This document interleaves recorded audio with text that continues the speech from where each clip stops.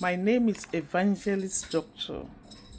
Noyo Antonia Kubenje Eden, the CEO of Hope for the Family Ministries in Linden, New Jersey, United States of America. I'm doing this video to add my voice to the voices of God's children around the world, all celebrating this day as we celebrate the International Day of Hope and the adoption of the International Day of Conscience on July 12, 2026 and July 25th, 2026. We thank God for His faithfulness, we bless Him. I will say, from my personal experience, that hope gives me the motivation to continue to live. It gives me the energy I need to face life. It gives me the assurance and confidence and reassurance to know that things will always get better. So I keep hope alive intentionally every day. I've been asked to talk about an experience where hope has helped us in my community to solve problems. I want to say that I'm from Nigeria. And if you know anything about my country, Nigeria, you know that hope is a driving force that motivates the citizens of Nigeria to face life, despite everything that we have been through. We know that we must keep hope alive because we believe that God is amongst us, God is with us, and that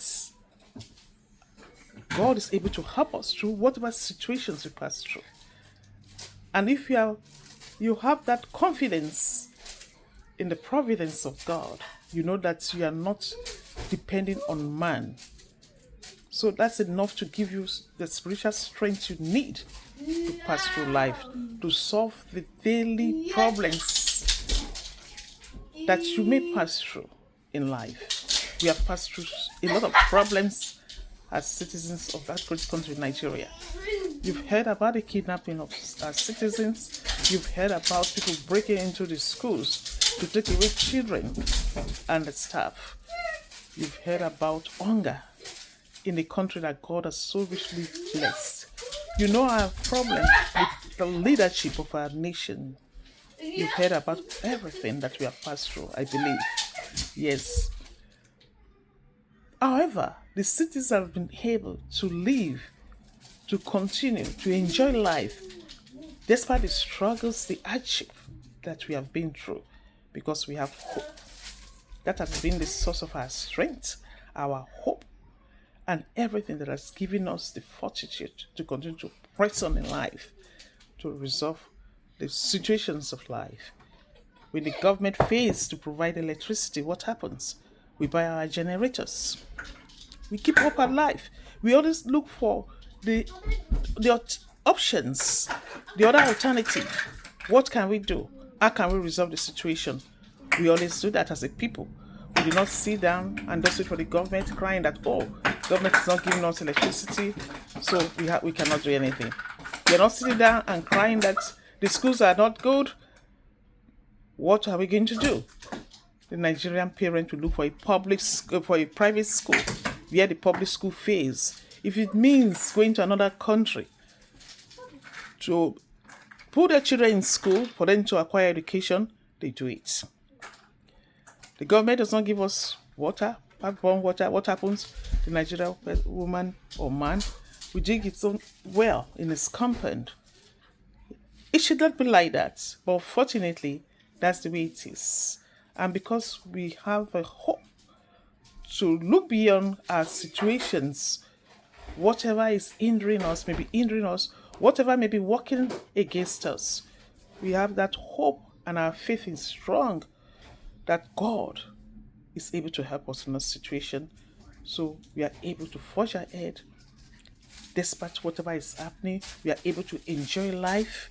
We keep hope alive. Always keeping hope alive. And that has given us the victory over situations that we have passed through in life. Yes. What a lot of people cannot accept in other countries. You see, Nigerians, we accept it and we move forward because we know God is with us. It should not be like that. But that's situations we have found ourselves in. So we made the best of the situations we find ourselves in by keeping hope alive and motivating ourselves to live and to enjoy everything that God has given to us. Let's keep hope alive. Always see the light that is at the end of the tunnel. Always see the light that is shining through the darkness. Keep hope alive. Have faith in God. I know that things will be better. All things that work out for our good. And it's so good that we are also celebrating the Day of Conscience. The Day of Conscience calls on us individually and collectively to examine our consciences, each one of us, our deeds, our actions. What motivates us? What motivates the things we do? What kind of a people are we? What are we thinking about when we do things? What are we thinking about? If we are able to do that, we become better people for our God, for ourselves, and our community. If we examine our conscience, evaluate ourselves, we'll be careful about how we interact with people. We'll be our brother's keepers. We'll be afraid of offending our God. Yes, because God has called us to a holy life. He has called us to perfection. And each of us should work towards that perfection by ensuring that we do things that build our families and communities, that we are not people who scatter the good things. We are living stones. We are supposed to be building one another up. Be good to the people around you. Intentionally doing good in our families, doing good in our communities, building up our families and communities. Let all of us examine our conscience and get rid of the things that work contrary against God's will.